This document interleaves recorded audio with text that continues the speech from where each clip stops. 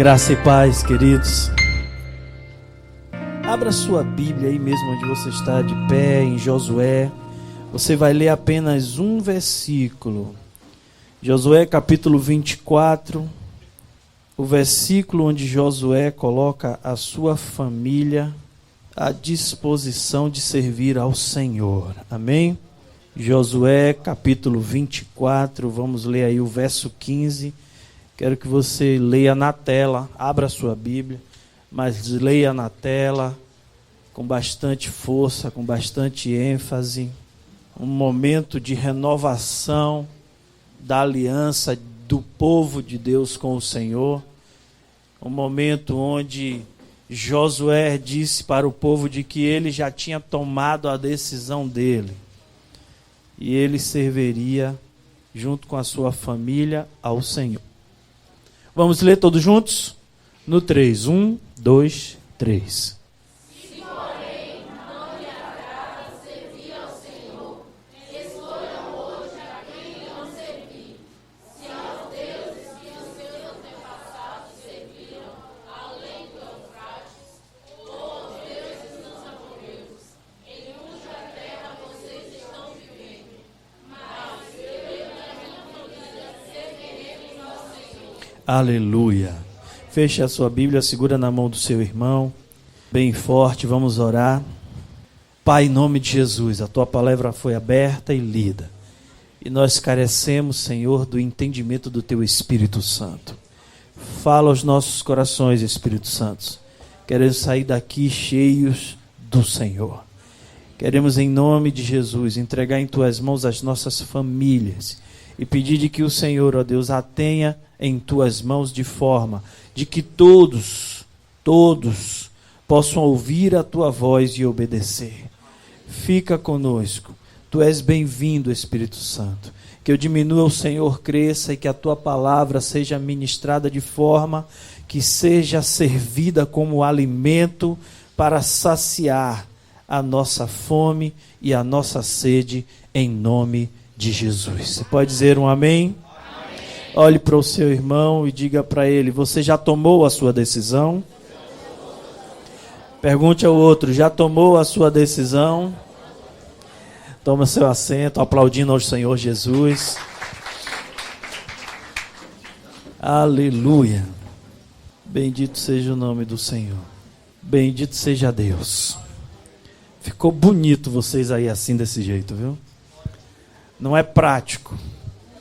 Não sei se a gente vai poder manter isso, mas ficou bonito todo mundo junto. E eu gostaria de dizer a vocês de que Josué,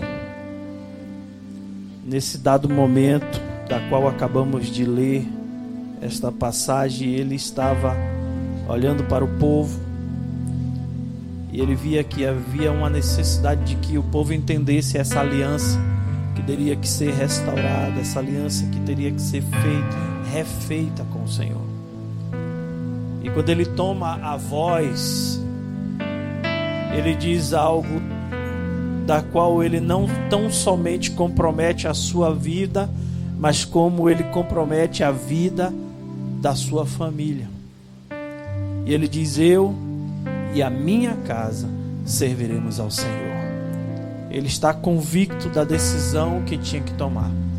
Ele está convicto de que não havia outro Deus além do Deus de Israel.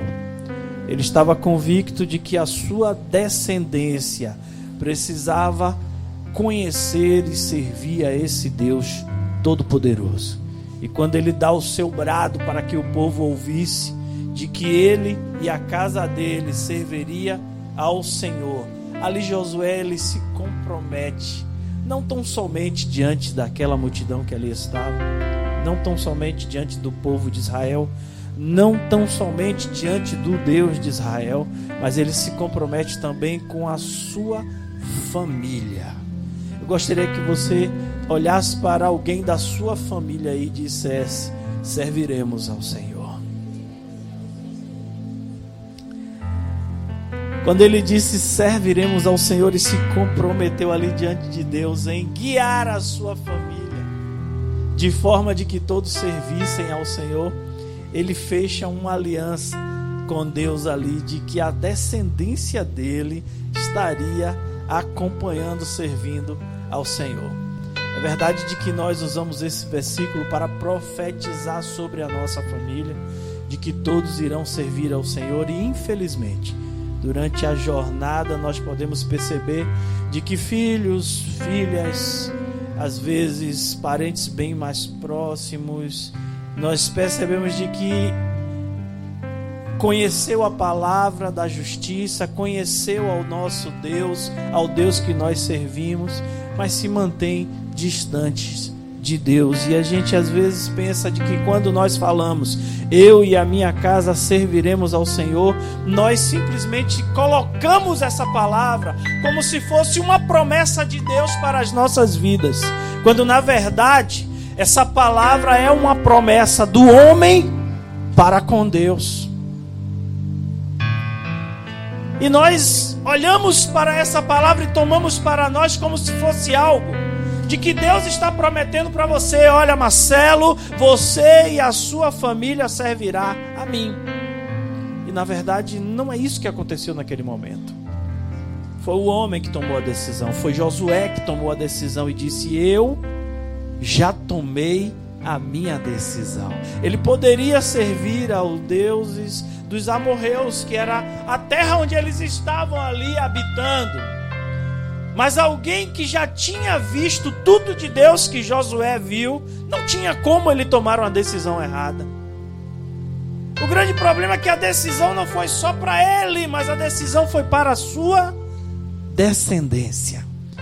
E quando nós tomamos a decisão de servir ao Senhor e nós queremos que a nossa descendência sirva ao Senhor, é necessário de que as nossas vidas estejam pautadas naquilo que Deus é em nós. É necessário que nós venhamos realmente viver uma vida de Cristo nas nossas vidas. É necessário realmente que nós venhamos abrir mão de viver as nossas vidas para viver o exemplo da qual o Senhor foi para as nossas vidas. A decisão de Josué colocou ele diante de uma responsabilidade muito grande.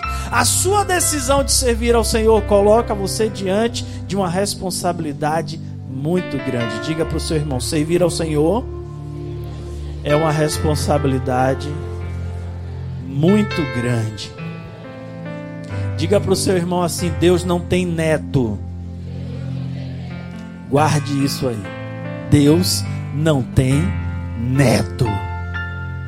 Uma determinada feita, isso me fez lembrar, eu fui pregar numa igreja presbiteriana. E quando nós chegamos lá, o grupo de louvor e tal, e na hora da pregação, ele disse: eu quero passar a palavra para o nosso primo.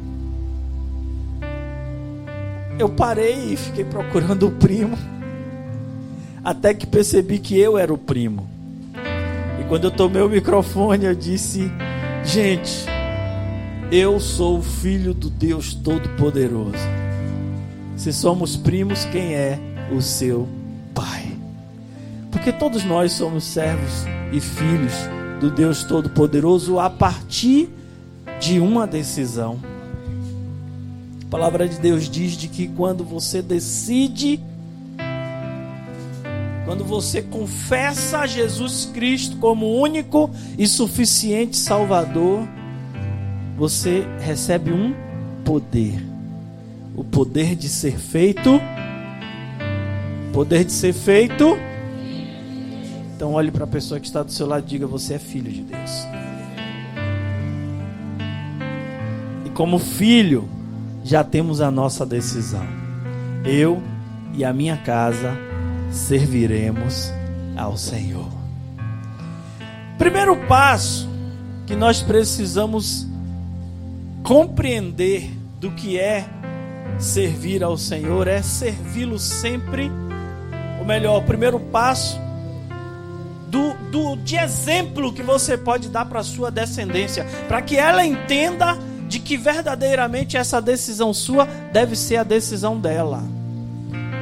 Eu já falei aqui inúmeras vezes, Abraão, ele não foi simplesmente não foi, as pessoas não olharam para Abraão e conheceram Deus como o Deus de Abraão, simplesmente porque Abraão era crente. Não. A vida de Abraão era pautada na vida de Deus. A vida de Abraão era pautada na fé. A vida de Abraão era pautada na obediência ao Senhor. E essa obediência de Abraão ao Senhor, essa fé que ele tinha em Deus, fez com que o Deus de Israel fosse conhecido como Deus de Abraão. E é necessário de que esse mesmo Deus que não muda, é imutável, seja conhecido como o meu Deus. O Deus de Marcelo. Quem é Marcelo? Aquele da Rua da Glória, da Igreja Batista Missionária Vida. O Deus dele é poderoso. Você está compreendendo isso? É necessário de que Deus seja conhecido como seu Deus. As pessoas olharem para você e vejam um testemunho de que verdadeiramente você serve a um Deus que se move ao seu favor. Um Deus que não te desampara, um Deus que não te decepciona, um Deus que guerreia ao seu favor. Foi isso que aconteceu com Abraão. As pessoas viam de que Deus estava com Abraão a todo instante. As pessoas viam de que Deus estava fazendo coisas ao favor de Abraão, e assim as pessoas diziam: o Deus de Abraão. E Abraão, ele exemplificou com a sua própria vida de tal forma de que o Deus que era conhecido como o Deus de Abraão passou a ser conhecido como o Deus de Isaac, e posteriormente como o Deus de Jacó. O meu Deus, o Deus de Marcelo, precisa ser o Deus de Gemima, o Deus de Gemile e o Deus de Gesmine. Quando Josué toma uma decisão, ele se compromete diante de Deus: eu serei exemplo para que a minha descendência sirva ao Senhor. A minha descendência sirva ao Senhor. Salmo 100, no versículo de número 2, ele ensina de que o exemplo é você servir ao Senhor com alegria. Bota na tela aí para ficar os irmãos olhando. Salmo 100, versículo 2. Servir com alegria. Aí, crente, quando você serve ao Senhor relaxadamente, é claro que os seus filhos vão servir ao Senhor relaxadamente. Quando você não tem compromisso com Deus, é claro que os seus filhos não terão compromisso com Deus. E eu digo mais: quando você tem compromisso com Deus, já é difícil eles terem compromisso com Deus. Se você não tem, você não terá filhos comprometidos com o Senhor. Porque infelizmente os filhos hoje têm influências de todos os lados. Os filhos de Josué não. Os filhos de Josué tinham a influência de Josué, da história dos hebreus, das histórias de um Deus que fazia grandes milagres em favor do seu povo. E essa era a primeira história que aqueles meninos conheciam. Hoje não. Hoje o mundo está aí oferecendo tudo que ele tem para tentar tirar a herança de Deus da sua vida, os seus filhos. Então o primeiro passo que eu tenho que dar para dar exemplo aos meus filhos é servir ao Senhor com muita alegria, mostrando para eles de que a satisfação em mim de servir a esse Deus, a satisfação em mim de servir a igreja, a satisfação em mim de estar a todo tempo investindo o meu tempo e a minha vida para servir ao Senhor. Isso é alegria em servir ao Senhor. Servi-lo a todo instante, a todo tempo. para que as crianças possam crescer observando e vendo de que existe um Deus que é seu, mãe, que é seu pai, e que agirá ao favor dele também, se ele decidir. Eu servirei ao Deus do meu pai e da minha mãe. O segundo passo é ser reto e sincero diante de Deus. Salmo 101, verso 2, vamos ver o que é que diz. Vamos ler bem forte no 3. 1, 2, 3.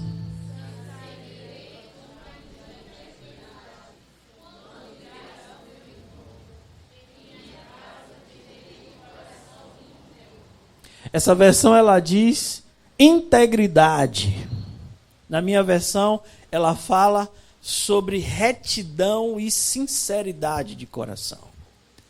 É necessário, queridos, que nós venhamos servir ao Senhor com retidão e sinceridade. Uma fé sincera.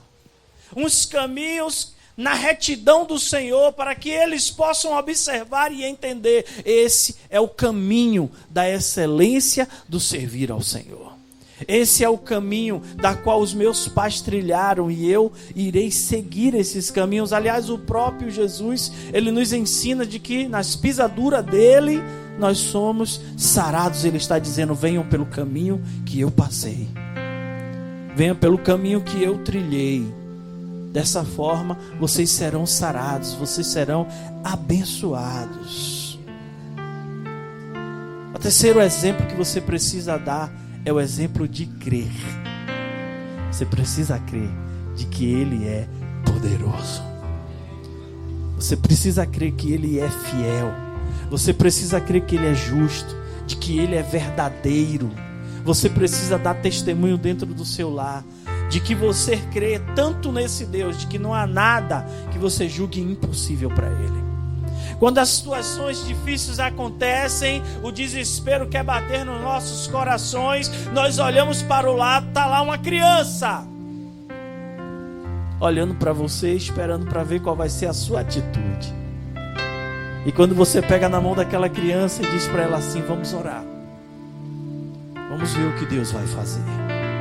Eu fico imaginando se Moisés, quando estava ali diante do Mar Vermelho, do outro lado o faraó e todo o seu exército, se naquele momento as pessoas olhassem o exército se aproximando, os seus olhares completamente desesperados, e eles olhassem para Moisés e vissem Moisés se descabelando, correndo para um lado para o outro, murmurando, criticando, como aquelas pessoas iriam absorver a ideia de que o Deus de Israel era poderoso para libertá-los do Egito? Mas naquele momento, Moisés ouviu a voz do Senhor, obedeceu e o mar se abriu. Nas situações difíceis das nossas vidas, nós só temos um recurso: clamar ao Senhor e fazer com que a sua descendência veja quem é o Deus que você serve. Geralmente as famílias, elas se desesperam na área do alimento, né? Faltou o alimento, tem uma criança para ser alimentada, e fica desesperado e tenta correr atrás de alguma forma de suprir a necessidade daquela criança. Se nós usássemos o nosso primeiro e único recurso, que é a oração ao Senhor, aquela criança iria crescer vendo a glória de Deus se manifestando dentro do nosso lar. Mas nós somos rápidos demais em nos desesperarmos e gritarmos de forma desesperadora, e no futuro aquela criança fará da mesma forma, agirá da mesma forma, porque foi a maneira que ela viu como os pais reagiam às situações adversas. Crer no Senhor Jesus. Quando a palavra de Deus fala lá em crer no Senhor Jesus, no livro de Atos, está falando de que quando você crê, você é o exemplo para aqueles que precisam crer. Quando você exercita crer no Senhor Jesus, aqueles que estão te observando vão passar a crer, porque verão a glória de Deus se manifestar. Você está entendendo isso? Você pode dar um glória a Deus por isso? O quarto passo é ser imitador de Deus. É imitar Deus. Como Deus cuidou do seu povo, como Deus cuidou de todo aquele povo que estava ali, mesmo murmurando, mesmo criticando Deus, mesmo achando de que Deus estava ausente. E Deus estava ali sempre disposto a renovar a aliança com aquele povo, a tratar aquele povo, a trazer aquele povo de volta para os seus braços. Nós precisamos imitar ao Senhor para que aqueles que estão à nossa volta entendam qual é o sentimento que nós temos pelo Deus da qual nós servimos. E isso, muito embora pareça que é uma coisa que vai acontecer normalmente, nos nossos dias nós carecemos sacrificar o nosso eu para que venhamos realmente nos aproximar daquilo que Ele é. Nós sabemos que Pedro, por exemplo, quando Jesus foi crucificado, que as pessoas disseram, não, esse era discípulo dele, e ele negou, ele disse, não, eu não conheço esse homem. E outra pessoa chegou e disse, não, ele fala como ele fala. Ele disse, não, eu nunca vi esse homem. E outra pessoa disse, não, ele é discípulo desse homem. E ele disse, não, eu nunca vi esse homem. Negou ao Senhor. Mas na verdade, o que nós chamamos a atenção para esse texto não é o fato dele ter negado, mas é o fato de que andar com ele o fez ser igual a ele, imitar a ele. As pessoas olhavam e diziam, não, com certeza é discípulo dele. Servir a Deus é isso. Servir a Deus com sinceridade, com retidão, com alegria, com verdadeira crença naquilo que Ele pode fazer, gera simplesmente em nós aquilo que Deus verdadeiramente é. Porque as pessoas vão olhar para você e vão dizer, verdadeiramente ela é uma serva do Deus Todo-Poderoso. Verdadeiramente ele é um servo do Deus Todo-Poderoso. Ser imitador de Deus é ser boca de Deus. Quando você imita Deus em toda a sua forma de viver, aquilo que você faz, aquilo que você diz, Ele sela. Você acha que foi à toa de que Elias profetizou que não iria mais chover ali e só iria chover quando aquele profeta chamasse de volta a chuva? Você acha que foi à toa? Não, Deus honrou a palavra daquele profeta, porque aquele profeta andava com Deus. Como tem se tornado difícil andar com Deus? Estamos envolvidos com tantas coisas. Estamos envolvidos com trabalho e ninguém pode deixar de trabalhar. Estamos envolvidos com os nossos próprios anseios. Nós nos envolvemos e nos comprometemos com tanta coisa e esquecemos de que servir ao Senhor é algo que precisa ser com retidão e sinceridade. Procuramos ser justos com tudo. Nos preocupamos com os trabalhos da faculdade em equipe. Nos preocupamos com a hora que temos que chegar no trabalho, com a hora que temos que chegar na escola, com a hora que temos que chegar na faculdade, com os nossos compromissos de trabalho, com os nossos compromissos de amizade. Mas quando se trata de Deus, nós esquecemos de que Ele é real. Deixamos para o último plano das nossas vidas servir a Ele de uma maneira relaxadamente, sem dar exemplo para a futura geração da igreja do Senhor Jesus Cristo.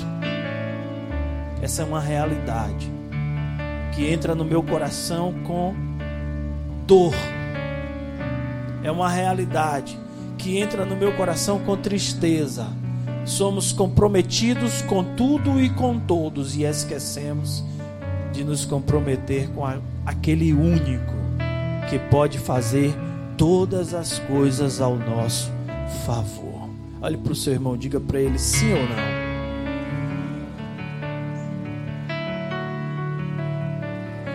Outro exemplo, querido, que você pode dar ao seu filho ou sua filha, vice-versa: amar ao seu marido, amar a sua esposa.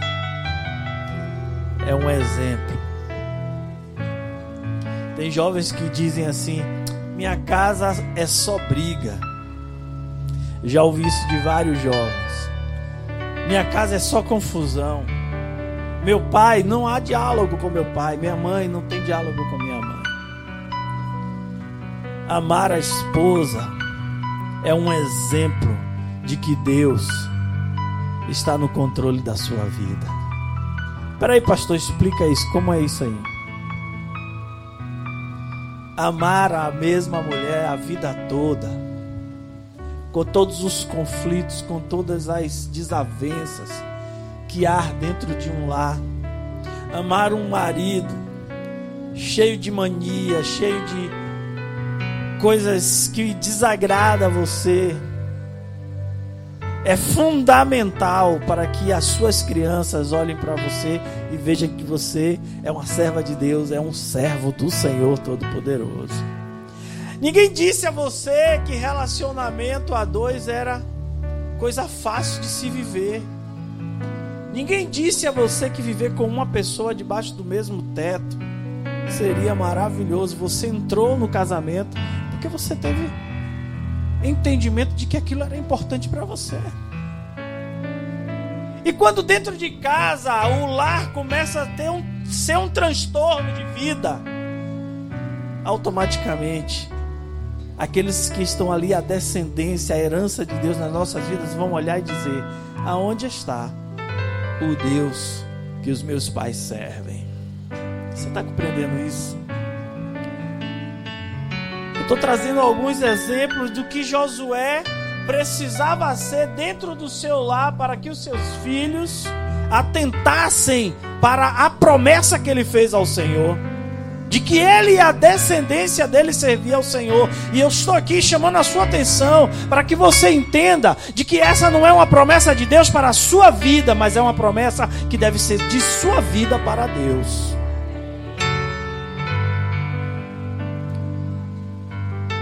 Amar a família, amar os filhos, amar a esposa, amar o esposo. Como iremos dar a intenção aos nossos filhos de servir ao Senhor se nós vivemos em guerra dentro de casa? Não há como. E depois nós ficamos lamentando. Nós sentamos à mesa para almoçar com a família e ali nós fazemos críticas a tantas coisas. Criticamos os irmãos na frente dos nossos filhos. E eles ali às vezes estão calados, ouvindo. Mas não pense você que eles não estão aprendendo. Não, estão aprendendo tudo. Aprendendo tudo. A criancinha nova, só tem 2 anos de idade, ela está aprendendo tudo. Aí você reúne a sua família e você começa a fazer críticas ao ministério, começa a fazer crítica ao pastor, começa a criticar os irmãos. Ao invés de você pegar a sua família, reunir para ler a Bíblia, para orar, não. Você começa a proferir palavras de que futuramente será, com certeza, de grande influência na vida delas. E você continua dizendo: eu e a minha casa serviremos ao Senhor. Como vai servir ao Senhor? A minha preocupação é essa: como a família vai servir ao Senhor amanhã? Se eu hoje não estou servindo ao Senhor com retidão, com santidade, com alegria, com sinceridade, com crença verdadeira no Senhor Jesus, como eles vão servir ao Senhor? O mundo está influenciando de todas as formas. Cada dia tem uma coisa nova chamando, apelando para que os nossos jovens se afastem de Deus, apelando. Toda hora tem uma coisa nova, queridos, e isso é real. Todos nós sofremos influências da igreja, da família e do mundo. Todos nós sofremos essa influência. Então a nossa decisão em Cristo tem que ser fortalecida na palavra, para que os nossos filhos cresçam e digam: eu sirvo ao Deus do meu pai, eu sirvo ao Deus da minha mãe. Se não for dessa forma, o que há de ser da igreja de amanhã? O que há de ser da igreja da manhã? Porque do mundo a gente já pode dizer: a próxima geração não vai encontrar coisa muito boa. Se nós já não temos experimentado de coisas boas, imagine a próxima geração. A igreja do Senhor precisa dar as mãos ao Espírito Santo e clamar: Maranata, Maranata, Maranata. Ora vem, Senhor Jesus. É necessário que a igreja esteja preparada para subir e reinar com o Senhor. Porque o mundo é mau e o mundo tem influenciado os nossos filhos. E se nós não estivermos firmes no propósito de que a nossa família servirá ao Senhor, o que há de ser da sua herança? Nabote, ele disse: eu não dou, eu não vendo, eu não troco. É herança do meu pai. Se você olhar para os seus filhos como herança do Senhor, quando o mundo disser vem, você vai dizer: eu não dou, eu não vendo, eu não troco a herança do Senhor. Nós temos, por exemplo, o filho pródigo, que tomou a sua própria decisão de aproveitar das coisas do mundo e foi embora. Tomou a sua parte da herança e foi embora. E quando ele retornou, já havia perdido tudo, já havia até comido a comida que era lançada para porcos. E ele volta e é recebido de braços abertos pelo seu pai. E os nossos filhos hoje têm a oportunidade de voltar? A verdade é que nós não devemos dar a oportunidade deles irem. E essa porta só é fechada se você tiver uma aliança com Deus. Somos nós que temos que ter essa aliança com Deus. Deus não tem neto. Não foi isso que eu disse no início? Deus não tem neto. Diga para você, diga para essa pessoa que está do seu lado: Deus não tem neto. Agora é para você, filho. É você que precisa ouvir isso. Quantos de nós temos filhos, estão na igreja, louvam, adoram, cantam, fazem a festa? Quantos nossos filhos estão aqui dentro, talvez até já tenham sido batizados, e nunca confessaram Jesus como o único e suficiente Salvador das suas vidas? É como se o filho de crente fosse crente. É como se a unção que está sobre a vida dos pais passasse para a vida dos filhos. Ei, eu venho com uma voz profética para dizer a você de que necessário se faz de que você venha nascer de novo. Você não vai precisar voltar ao ventre da sua mãe, não, mas você precisa nascer de novo. Você precisa ter um encontro real com Jesus Cristo. Você precisa tomar uma decisão, porque os seus pais já tomaram a decisão. Os seus pais disseram: eu e a minha casa serviremos ao Senhor. E Ele tem mostrado para você de que tem servido ao Senhor. Ele tem mostrado para você de que o caminho dele é caminho de retidão, de santidade. Ele tem mostrado para você de que o caminho dele é um caminho sincero diante do Senhor. E ele crê no Deus que é poderoso para fazer todas as coisas. Ele tem mostrado para você de que tem buscado cada vez a intimidade com o Senhor. E você tem se tornado simpatizante da fé dos seus pais. Mas hoje é o dia que o Senhor diz assim, ó: a aliança que eu fiz com os seus pais eu estendo sobre a sua vida. Mas isso tem que ser uma decisão sua. Quando nós pais tomamos uma decisão e nos comprometemos com o Senhor, eu e a minha casa serviremos ao Senhor, o mínimo que nós podemos fazer por você é dar o exemplo de uma vida de santidade diante de Deus, uma vida de confiança, de sinceridade, uma vida que agrada ao coração de Deus. Mas nem tudo isso vai fazer com que você consiga, que se estenda sobre você essa bênção. Só tem algo que vai estender a bênção que está sobre a vida dos seus pais, sobre você. Você levantar a sua voz e dizer: eu servirei ao Deus dos meus pais. Eu confesso e creio que Jesus Cristo é o único e suficiente Salvador da minha vida. Eu confesso de que a minha vida pertence ao Senhor Jesus. É a única maneira de que vai fazer diferença na sua vida. É a única maneira de que essa bênção, essa unção se estenda sobre a sua vida. Não há como. Deus não tem neto. Deus não olha para você como filho do irmão fulano de tal, filho do filho fulano de tal. Deus olha para você unicamente como filho. Deus não olha para você como neto. Deus olha para você unicamente como filho.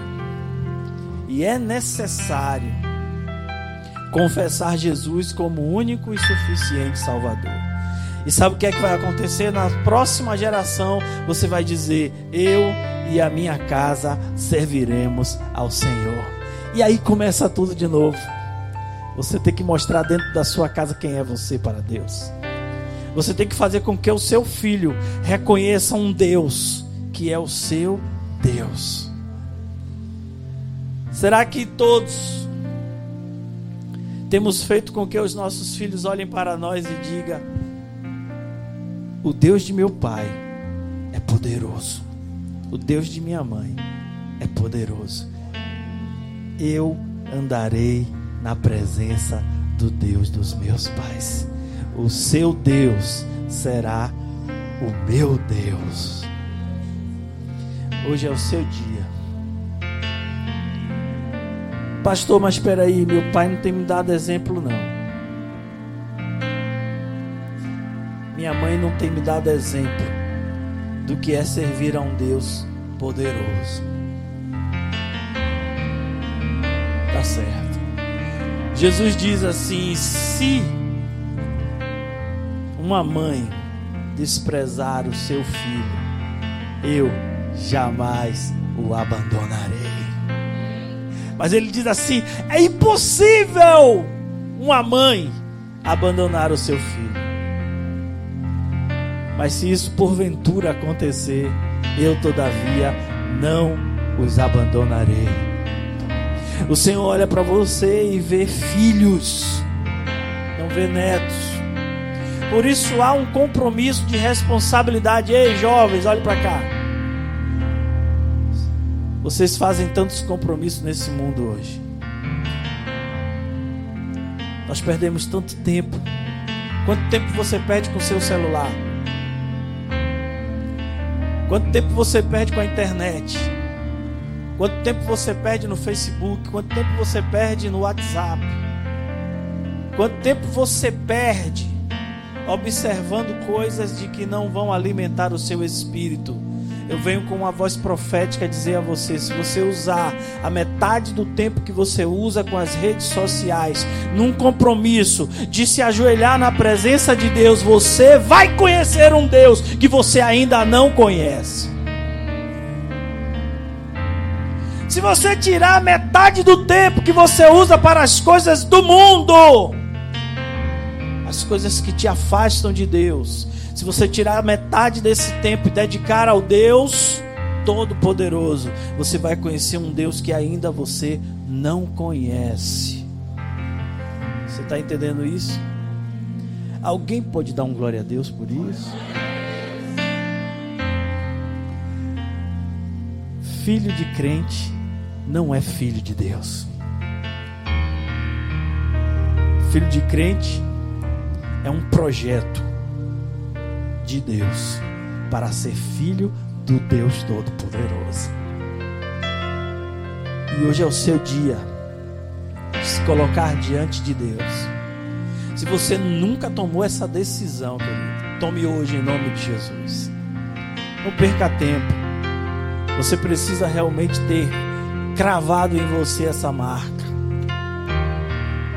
Não perca tempo. Nós nos acostumamos com tudo, a verdade é essa. Os nossos pais pegam nas nossas mãos e levam para a igreja, e a gente cresce correndo nos corredores da igreja. A gente gosta das canções, a gente gosta do louvor, a gente gosta da comunhão com os outros jovens, o grupo jovens. Eu conheço o testemunho de um pastor, de que ele nasceu no lar evangélico, ele cresceu no lar evangélico, foi batizado, e em um dia ele estava sentado numa cadeira assistindo o culto, e depois da pregação o Espírito Santo disse para ele: Deus não tem neto. E ele ficou sem entender, porque o Espírito Santo estava dizendo para ele: Deus não tem neto. E ele questionava: Deus não tem neto? Por que Deus não tem neto? Ele tinha já 25 anos de idade, dentro da igreja, crente de berço, nasceu na igreja. Tinha 24 anos de idade, cantava no louvor, era batizado, todos os trabalhos dos jovens ele estava ali frequente. Era o primeiro do grupo dele a chegar na igreja, todo organizado. E um dia Deus disse para ele: eu não tenho neto. E naquele dia ele levantou, correu para o altar dizendo: eu confesso Jesus como o único e suficiente Salvador da minha vida. E as pessoas não entendiam, porque o camarada estava ali, trabalhava no grupo jovem, cantava no louvor, fazia atividades de peça teatral na igreja, tudo. E naquele dia ele estava ali: eu confesso o Senhor Jesus como o único Salvador da minha vida. Eu venho com uma voz profética para dizer a você, jovem: se você ainda não tomou a decisão diante do Senhor, a salvação que está sobre a vida dos seus pais não pertencem a você. Confesse em Jesus Cristo como único e suficiente Salvador de sua vida. Experimente do novo nascimento, pois está escrito: se confessardes os vossos pecados, Ele é fiel e justo para perdoar os seus pecados e te purificar.